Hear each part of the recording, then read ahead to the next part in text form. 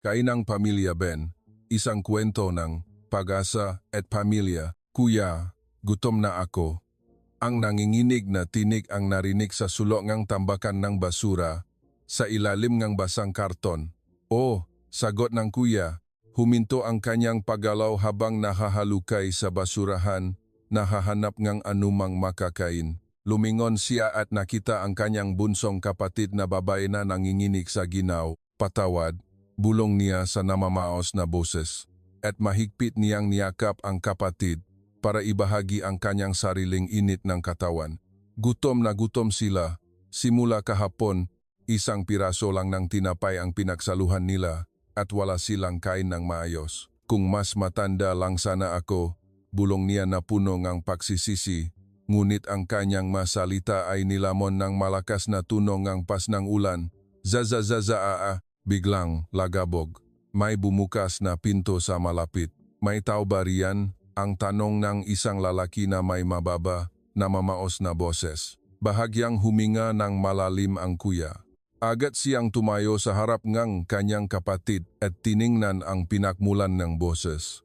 Sa gitna ng malakas na ulan, isang matandang lalaki ang nakatitig sa kanila.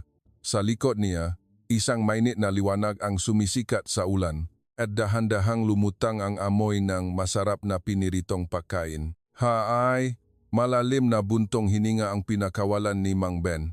Ito ang kainang Pamilya Ben, isang lumang kainan na minahal ng mga tagaron sa loob ng 42 taon.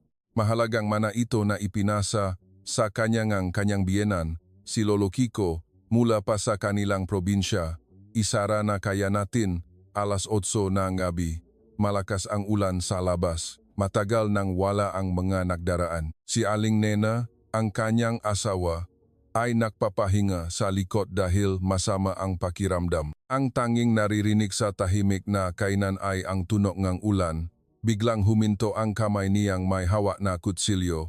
Gusto nilang ipasara kami. Ang masalitang sinabi sa kanya ilang araw na ang nakalipas ay muling bumalik sa kanyang isip. Isang biglaang abiso mula sa may-aring lupa. Ang pagtutol ni na Mang Ben at Aling Nena ay hindi pinakinggan. Ipinasa sa akin ito ngang aking tatay. At gusto ninyong ipasara ko para sa mag-asawang Ben at Nena na walang anak. Ang kainan na ito ang kanilang buhay.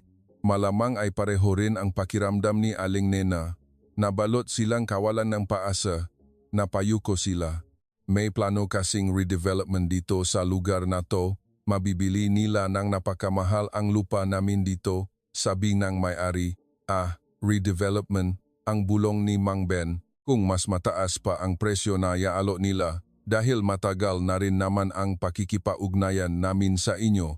Ngunit ang halagang inalo ay malayo sa kakayahan ni na Mang Ben na bilhin ang lupa. Nakita ni Mr.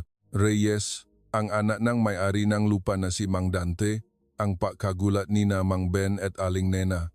Hindi naman ako halimaw, kaya bibigyan ko kayong kaunting palugit. Palugit, maghihintay ako hanggang sa susunod na buwan. Sandali lang po, ngunit umalis na si Mr. Reyes. Habang sinusuportahan ang nanginginih na si Aling Nena, tiningnan ni Mang Ben ang kalendaryo na may di makapaniwalang pakiramdam. Abril 3, 1997, 3 araw na ang nakalipas mula noon, ngunit nagulo pa rin ang kanilang puso. Sa lakas ng ulan na ito, nakakapanlumo, naisip niya at muling bumuntong hininga. Sigurado akong mas matindi ang gulat ni Nena kaysa sa akin. Ito ang unang pagkakataon na nakasakit siya at napahiga. Siya na kahit kailan ay hindi nakasakit at walang tigil sa pagpapatakbo ng tindahan. Tatay, patawad na hindi ko matulungan. Nena, patawad. Dahan-dahan siyang bumuntong hininga, ngunit ipinagpatuloy ang paghahanda para sa mga customer na dumarating. Mahanda na ba akong mga botelya ng serbesa? Ibinuhat ni Mang Ben ang isang kahon ng walang laman na bote ng serbesa at binuksan ang pintuan sa likod. Aching, sa gitna ng tunog ng ulan, narinig niya ang mahinang pagbahing. May tao ba riyan? Nang tumawag siya, mabilis na tumayo ang isang maliit na anino sa dilim. Walang ano-anong nabulong niya. Nang lalo siyang tumitig, nakita niya na isang batang lalaki pa lang ito, nasa elementarya. Sa likod niya, isa pang mas maliit na anino. Pareho silang basang-basa sa ulan. Anong ginagawa ninyo diyan? Hindi sumagot ang batang lalaki. Nakatayo lang siya at nakatitig kay Mang Ben na para bang may pinoprotektan. Aching, muling bumahing ng malakas ang maliit na anino sa likod niya. Ginaw na ginaw kayo. Pasok, halika, makakasakit kayo ngang sipon. Muli siyang nagsalita ng tahimik. Saglit na nag-alinlangan ang batang lalaki. Saka tiningnan ang kanyang kapatid. Pagkatapos, mahina siyang tumango. Makikiraan po, eto, tuwalya. Punasan ninyo ng maigi. Pumasok sa liwanag ng kainan ang isang payat na batang lalaki na nakasuot ng manipis na jacket at isang maliit na batang baba. Nang makaramdam nga, init ng silid, napabuntong hininga ang batang babae na parang nawala ang lahat ng lakas sa kanyang katawan. Huwag kang gumalaw. Sinimulan ng batang lalaki na punasan ang katawan ng kanyang kapatid ng tuwalya gamit ang sanay na kamay. Hehe, nakikiliti ako. Niyaan, nakita ni Mang Ben ang eksena at bahagyang ngumiti. Boy, ikaw din. Dahan-dahan siyang lumapit at inilagay ang tuwalya sa balikat ng batang lalaki. Nagulat ang bata at saglit na nanigas ang kanyang katawan. Salamat po, sagot niya habang nakayuko. Anong salamat? Ayos lang yan. Sa sandaling sinabi niya iyon, biglang bumalik sa isip ni Mang Ben ang isang malayong alaala. Boy, anong ginagawa mo riyan? Sa gitna ng ulan, nakita niya ang sarili niyang nagahalungkat sa basura, may hawak na isang pirasong damit. 30 taon na ang nakalipas noon, nawalan siya nga magulang sa digmaan nung siya ay 3 taong gulang.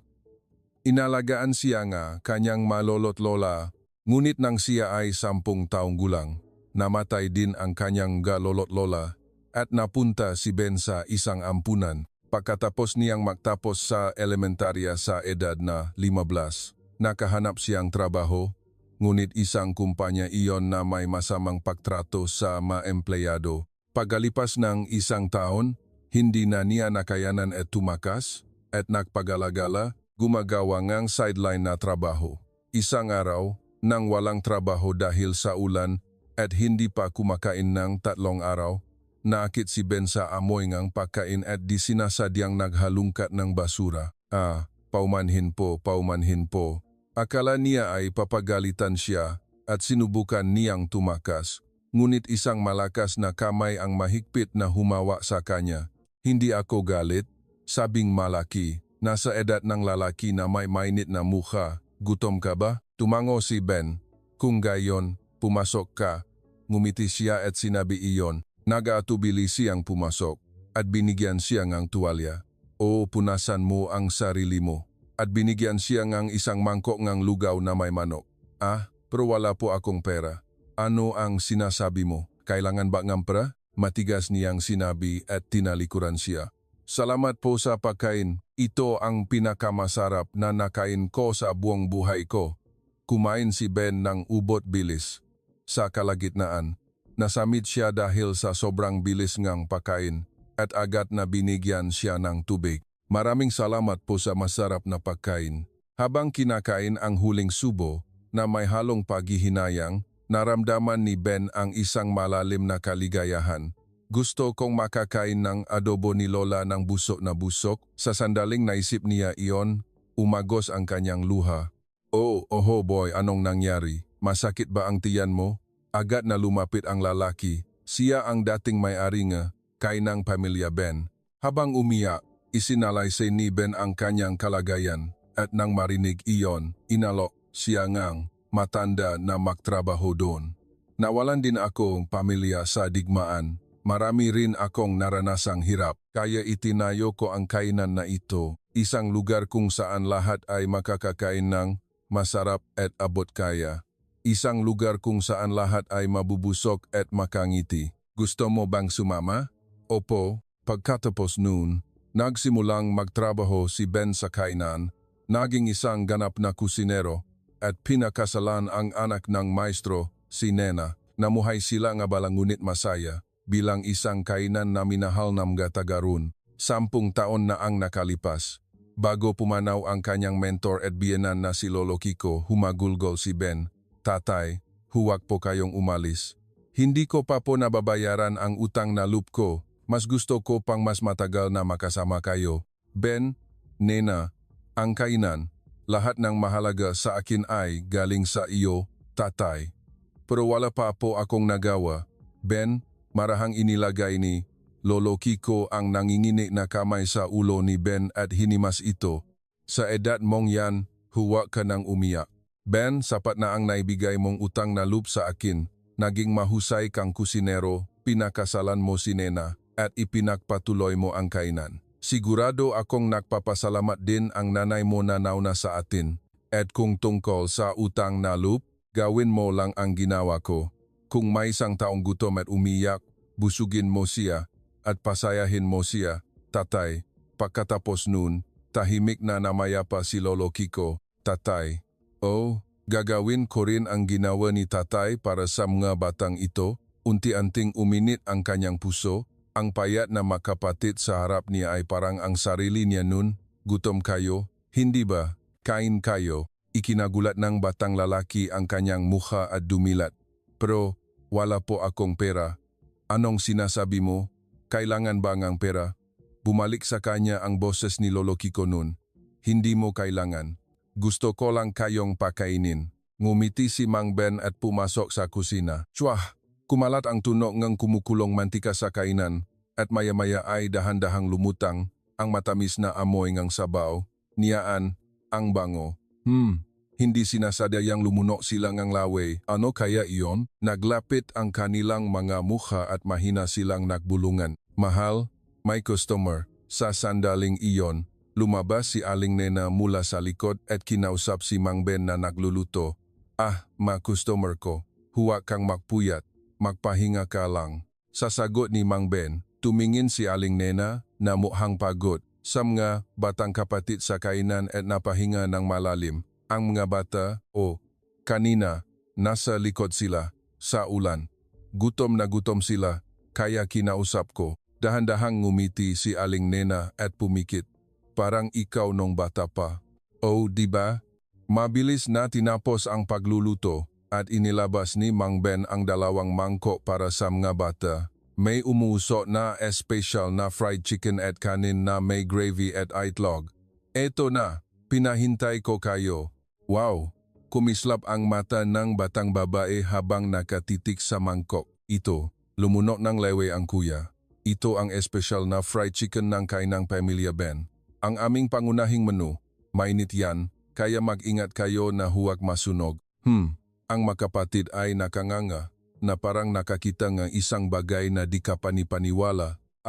Teka, hindi ko pala naitanong ang inyong pangalan. Boy, anong pangalan mo? Ako po si Jun Marasigan. Ito po ang kapatid kong si Lea. Jun at Lea, ano? Achi Lea. Tumawa si Lea ng buong puso. Ikinampay niya ang kanyang maliit na kamay na parang apricot at sinabing siya ay 4 na taong gulang. 4 na taong gulang ka? Jun, ikaw? Tiningnan ni Aling Nena si Lea na may pagmamahal at ngumiti kay Jun. Siyam po, sagot ni Jun ng bahagyang nahihiya. Lalami yan. Kumain na kayo ng mabilis. Opo. Ngunit si Jun ay palingalinga sa paligid. Baka ito. Opo. Salamat po. Tumango si Jun nang ibigay ni Aling Nena ang maliit na mangkok at tinido. Hindi pa kasi marunong humawak ng tinido si Lea. Tama, patawad, tito, hindi ko napansin. Nga, lagi kasi akong binabantayan ni Nena. Patawad. Nakita ni na Jun at Lea sina Mang Ben at Aling Nena na nagtatawanan at sa unang pagkakataon ay ngumiti sila ng buong pagtitiwala. Ako na ang magsusubo kay Lea. Jun, kainin mo na ang sayo. Si Salamat po sa pagkain. Ayan pa, naningning ang mukha ni Lea. Masaap, niyaan, ang sarap. Nakita ang ngiti ni Lea at sa wakas ay inabot ni Jun ang kanyang mangkok. Salamat po sa pagkain. Isang subo. Isa pang subo. At sa susunod na sandali, nagsimula siyang lumamon ng mabilis.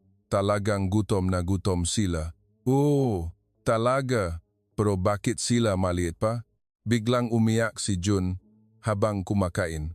Patuloy siyang lumuluha habang mahigpit na hawak ang kanyang mangkok. Ang sarap po, sobrang sarap po, huwag kang magmadali, hindi tatakbo ang fried chicken. Sinabi niya at inalok siya ng tubig na ininom niya ng mabilis at pagkatapos ay mahinang ngumiti. Maraming salamat po sa masarap na pagkain. Salamat po, nakrus ng kamay ang magkapatid pagkatapos kumain.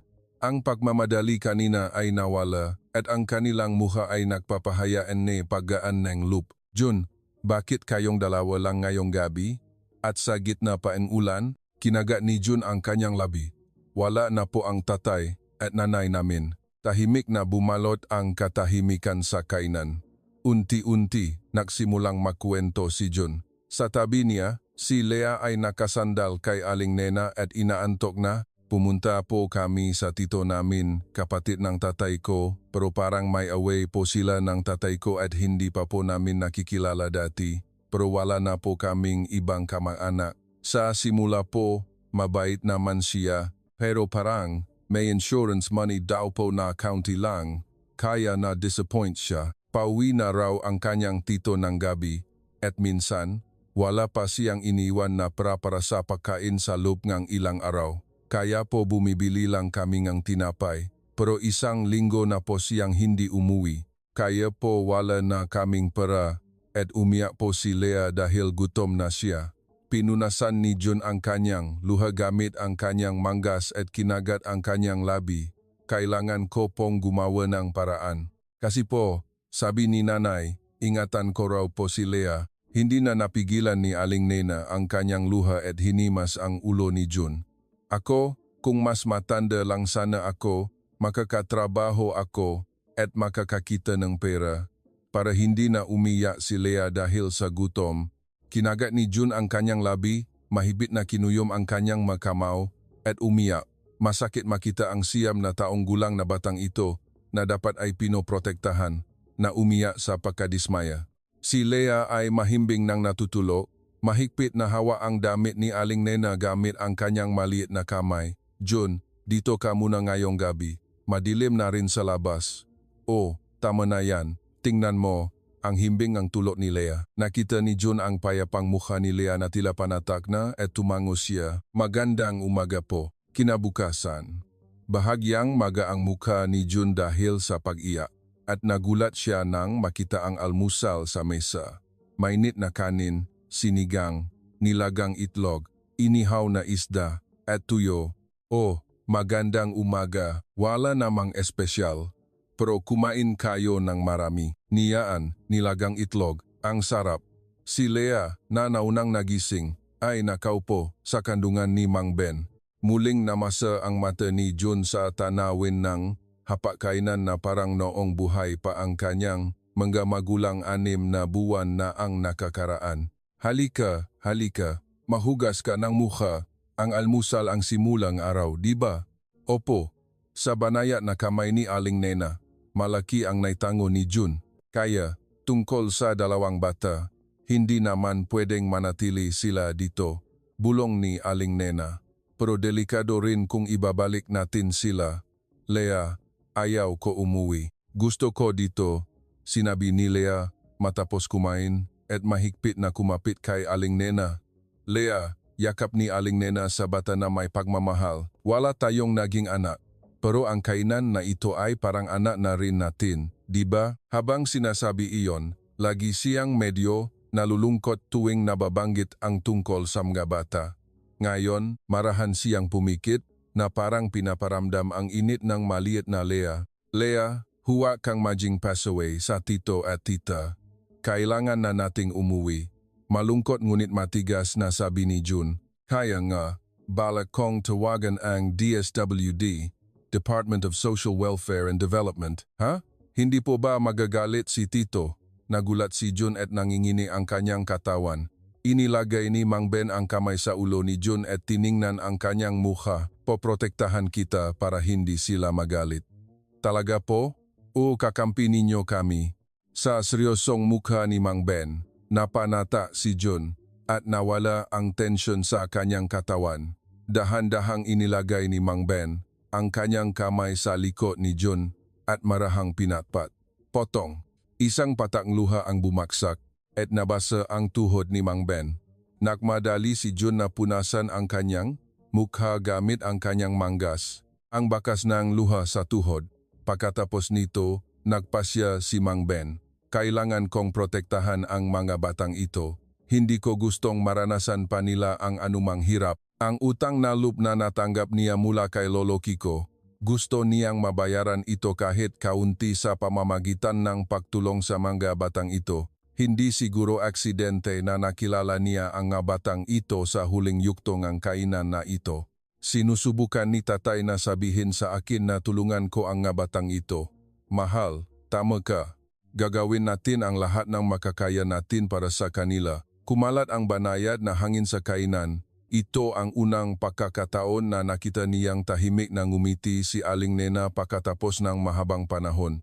Agad na nakipag-ugnayan si Mang Ben sa DSWD Department of Social Welfare and Development at isinalaysay ang kalagayan ng mga bata.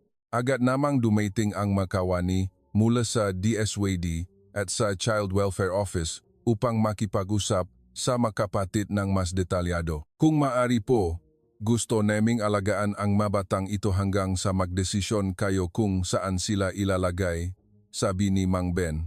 Malaking tulong po iyan, ngumiti ng banayad ang kawani ng DSWD nang makita ang mga bata na nakayakap ng mahigpit kay Aling Nena. Kaya nga po, ipabibigay alam namin sa inyo kapag may natakpuang ahensya para sa kanila. Hindi na po ba kami babalik sa tito namin? Huwag kang maalala. Ipasa mo na lang sa mga matatanda ang lahat. Nakningning ang mukha ni Jun. Madalas na may seryosong ekspresyon si Jun na hindi angkop sa kanyang edad, ngunit sa sandaling iyon, mukha siyang napakabata. Pero sabi po kanina ng tao, pupunta kami sa institution. Makakasama pa po ba kami ni Lea? Matalino ka nga, pero sigurado akong magiging maayos ang lahat. Kasi pinakiusapan namin ng maigi. Opo, tito, salamat po. Kung tutusin, gusto nilang kunin ang mga bata. Ngunit nakatakda na ang pagsasara ng kanilang kainan. Hindi nila kayang tanggapin ang mga bata dito. Naramdaman ni Mang Ben ang sakit na bumubundol sa kanyang dibdib sa ngiti ni John. At para maitago iyon, kinamot niya ang ulong bata. Sa loob ngang sumunod na 10 araw, nanatili ang makapatid sa kainang pamilya Ben. Tuwing umaga, kumakain silang 4 ng almusal. Salamat po sa pagkain. Umaalingaw-ngaw ang masiglang boses ni Lea. Dumaan din ang ngiti sa mukha ni Jun. Kumain kayo ng busog na busog. Opo.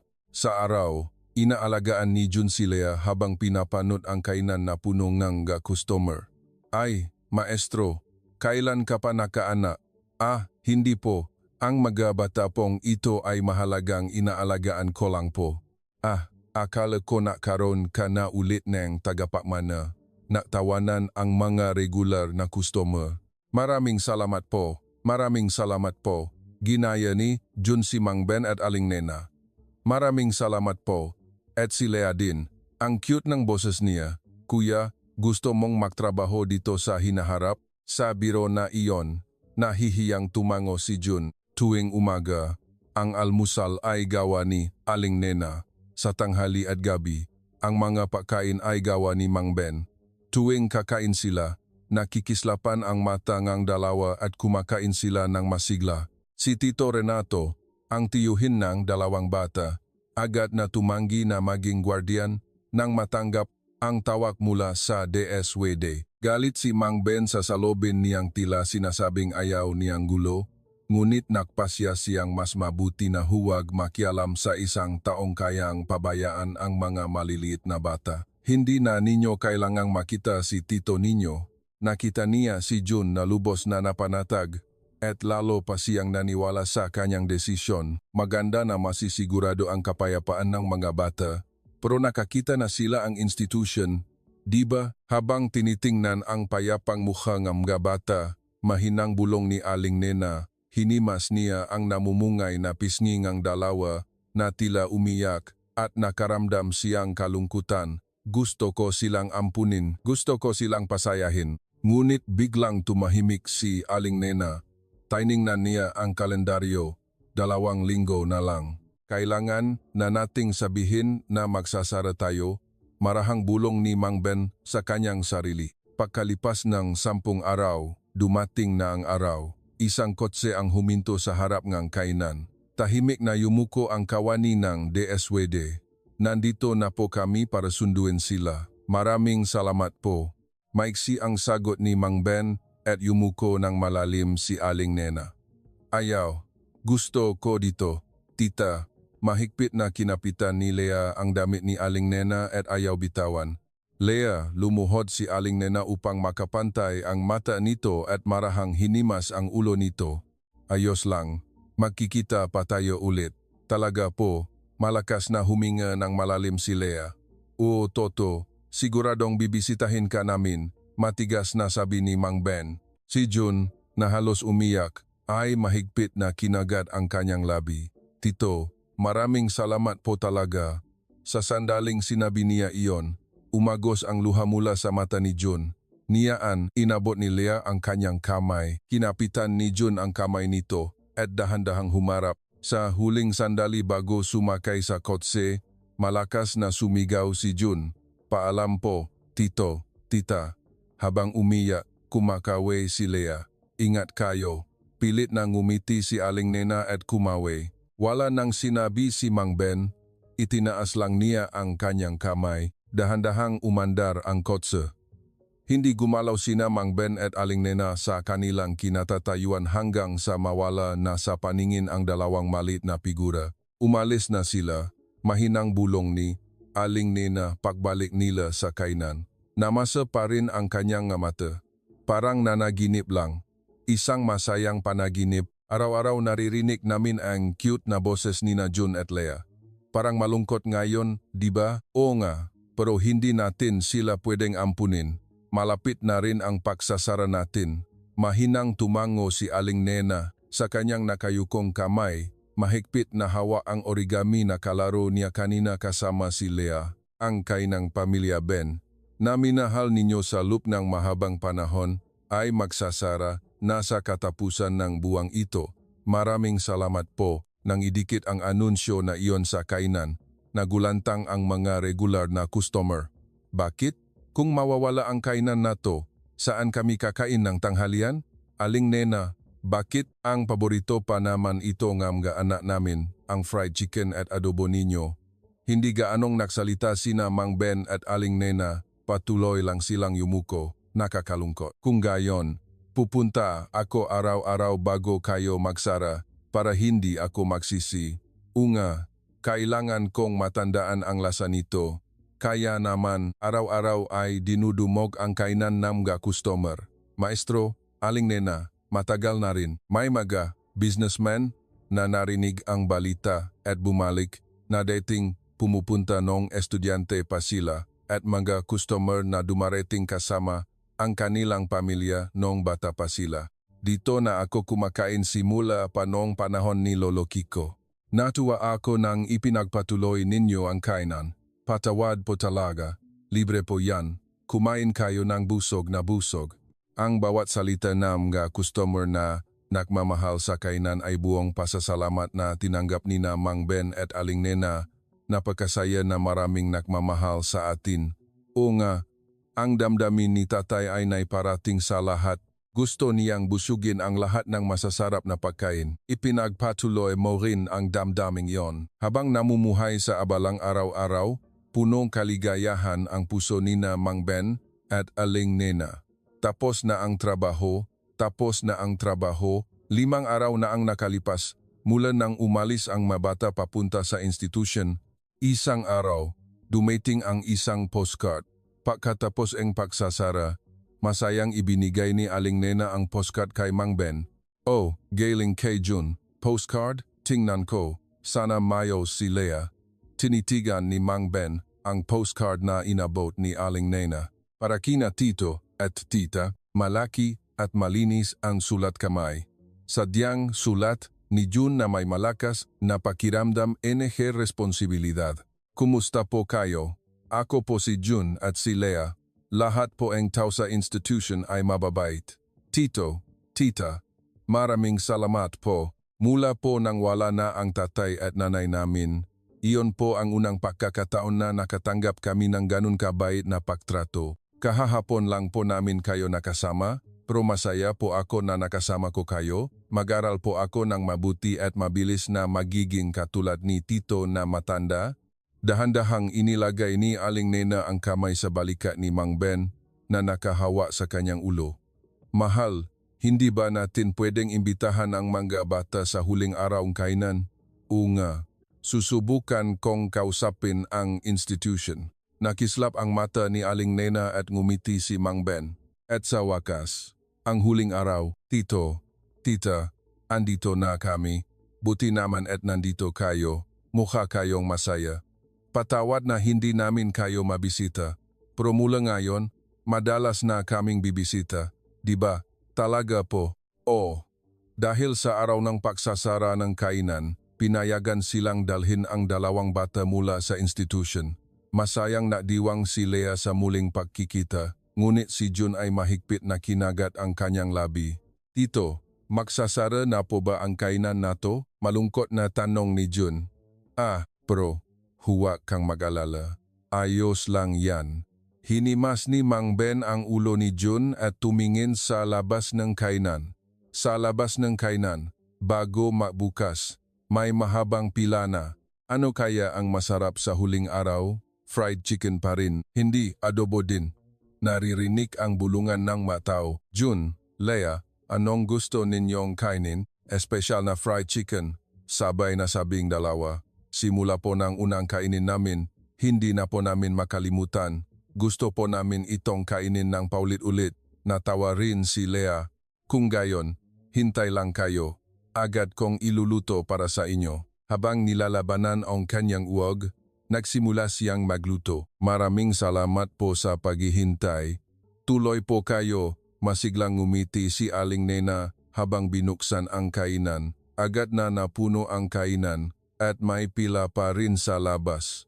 3 espesyal na fried chicken, 1 adobo at 1 gulay na may giniling. Sunod-sunod ang ma-order at nagluluto si Mang Ben ng pawisan. Nakatitik si Jun sa kanya. Sa kanyang mamata, isang malakas na ilaw ang nagliyab sa sandaling iyon. Tuloy po kayo. Ay, mangdanchi.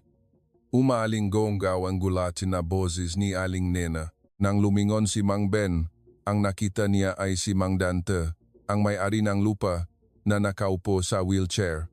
Sa likod niya, si Mr. Reyes, ang kanyang anak na may malungkot na mukha. Ang ingay. Bulong ni Mang Dante. Dumating po kayo, Mang Dante, para sa huling araw ng kainang pamilya Ben.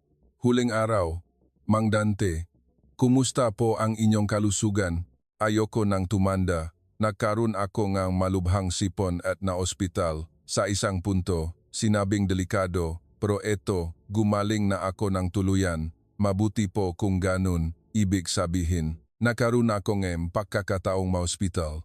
At naloko pala ang gago kong anak. Naloko, ang redevelopment pala ay isang kasinungalingan. Naginala, ako at pinasuri ko, at nakakahiya. Nagkaroon kayo nga bala, Mang Ben. Sinabi iyon ni Mang Dante at yumuko ng malalim. Sa likod niya, nagmadali rin si Mr. Reyes na yumuko. Ay, Mang Dante, huwag po kayong yumuko. Kung gayon, ibig sabihin, na mamadaling lumapit si Mang Ben at lumuhod sa harap ni Mang Dante. Tinitigan ang kanyang muha. Nanginginig ang kanyang boses. Ang lupa na ito ay hindi ko ibebenta. Gusto kong ipagpatuloy ninyo ang kainan. Mahigpit na kinapitan ni Mang Dante ang balikat ni Mang Ben. Aling Nena, ang iyong tatay ay palaging sinasabi, isang kainan kung saan lahat ay makakain ng busok na busok. Ipagpapatuloy ninyo ba, Ben? Opo, siyempre po. Wow, nagiawan din ang mga regular na customer. Mahal. Nena, gusto niyang umiyak, kaya nagmadali siyang punasan ang kanyang mukha. Tito. Yun. Hehe. May pagpapatuloy na ang kainan na to. Makakain ka na ulit na fried chicken anumang oras. Sa gitna ng galak, umalis ang magamang Mang Dante. upang magpaliwanag at humingi ng tawad sa iba pang residente. Halika na, gago kong anak, hindi pa ako pwedeng magretiro. Patawad po, tatay, tito, tita, masaya po sila, di ba? Ang ganda po, nakangiti si Lea, may butil ngang kanin sa pisngi. Oh, mabuti na lang, makakabalik na tayo dito. Isang patak ngang luha ang umagos sa pisngi ni Jun. Hoy, Jun, masaya ka ba na makakain ka na ulit ng fried chicken? Hehe, tito, gusto ko pong maging katulad ninyo. Gusto ko pong magluto ng pagkain na magpapasaya sa lahat tulad ninyo. Ang saya-saya nilang lahat.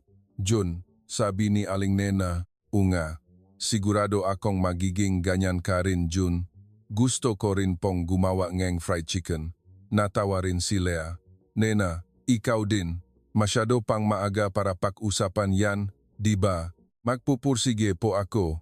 Mag-aral po ako ng culinary arts. At kapag malaki na po ako, magluluto po ako ng napakasarap na fried chicken. Nangingislap ang mata ni Jun habang nakatingin kay Mang Ben. Nakita ni Mang Ben ang kaparehong liwanag sa mata ng bata na nakita niya nun sa sarili niya at napuno ng init ang kanyang puso. Sa araw na napadesisyonan ang papapatuloying kainan, hinawakan ni Mang Ben ang kamay ni Aling Nena at sinabi, Nena, gawin natin silang anak natin. Oh, mahal. At ganun nga, inampon ng maasawang Ben at Nena sina Jun at Lea. Ang buhay kasama ang mga bata na kakatapos lang mawalan ng magulang ay puno ng hindi alam at nakakalito. Paminsan-minsan, umiyok si Lea sa gabi. Yayakapin siya ni Aling Nena at hahaplusin ni Mang Ben ang kanyang likod. Pagkatapos ay titigil si Lea sa pag-iyak, panata na makatulog. Lea, ayos lang yan. Matulog ka na rin nang walang inaalala. Nang makita ni Mang Ben si John na nag-aalala, tumango siya at panatak din itong nakatulog. Kung makakita sila ng masamang panaginip, gusto kong agad silang mayakap. Hinimas ni Aling Nena ang ulo ng mga bata at mahinang ngumiti. Sa kanyang mukha, nakita ni Mang Ben ang larawan ng isang ina. Maya-maya, nawala na rin ang pag-iyak sa gabi at naging abala ngunit masaya ang buhay sa trabaho at pagpapalaki ng nga bata. Sa loob ng maraming pagmamahal, lumaki ang dalawang bata. Pagkalipas ng 3 taon, sa araw ng pagtatapos ni Jun sa elementarya, Jun, congratulations sa pagtatapos mo. Ang laki mo na at siguradong tatangkad ka pa. Masayang sabi ng mag-asawa. Bahagyang nahihiyang ngumiti si Jun at sinabi, Tatay, Nanay, salamat po sa pagtulong sa akin at kay Lea. Salamat po sa pagtanggap sa amin bilang pamilya. Jun, anong sabi mo? Tatay, Nanay, salamat po sa pagtulong sa amin ni Lea. Salamat po sa pagtanggap sa amin. Salamat po sa pagiging pamilya namin. Waa, Kuya, congratulations. Bakit po kayo umiyak, Tatay, Nanay? Tumakbo si Lea na nasa grade 1 na at nagtatakang ikiniling ang ulo. Haha, umiyak kami dahil sa damdamin sa pagtatapos mo. Nagtawanan silang apat. Naramdaman nina Mang Ben ang kaligayahan mula sa kaibuturan ng kanilang puso. Pagkalipas nga 6 na taon, si Jun ay nasa grade 12 na. Panahon na upang magpasya sa kanyang kurso. Tatay, gusto ko pong maging kusinero at makasama ninyo sa kainan nato. Jun, totoo ba? Maari ka namang kumuhang ibang kurso. Hindi po, dito po ako gusto. Sa lugar na to, kung saan lahat ay nabubusok at nakangiti. Gusto ko pong makasama kayo dito. Jun, salamat. Masaya ako. Ito ang pinakamasayang oras sa buhay ko. Habang umiyak si Mang Ben na parang isang tunay na lalaki, si Aling Nena naman ay tinatakpan ang kanyang mukha ng kanyang apron. Lea, may gusto ka bang maging? Ako po, mas gusto ko pong kumain kaysa magluto, kaya gusto ko pong maging hairstylist. Kuminang din ang mata ni Lea, tulad ni Jun noon. Nena, kailangan nating magsikap hanggang sa maging ganap na sila. Oh, siyempre, at ganun nga. 30 taon na ang nakalipas mula nang makita ang makapatid at si Mang Ben. Ito na, isang espesyal na fried chicken. Ang nagbibigayng masiglang tini sa kusina ay si Jun na 39 taong gulang na ngayon. Opo, ang nagserbisyo Nang may maziglang boses ay si may bele, ang asawa ni yun. Litson Cavalli tapos na, si Mang Ben na 86 taong gulang na, ay nagtatrabaho pa rin. Lola, Lolo, salamat po, ay, ang sarap. Si Aling Nena, na 79 taong gulang na, ay abala sa pag-alaga sa mga anak ni na June at Maybel. Tatay, kuya, siksikan pa rin pala ang kainan ninyo. Si Lea, na dating bata, ay ganap ng matanda. Natupad ang kanyang pangarap at naging hairstylist. Nagpakasal at nagkaroon ng maanak, namumuhay ng masaya. Ngayong gabi, anniversary ninyo. Diba, may dala akong cake. Parang nakakahiya naman.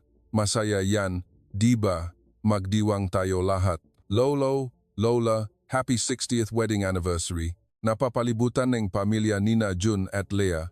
Dahan-dahang hinipan nina Mang Ben at Aling Nena ang kandila sa tsake. Sa gitna ng hiyawan, dahan-dahang tumayo si Lea habang umiyak. Sumulat po ako ngang liham para sa inyong dalawa bilang pasasalamat.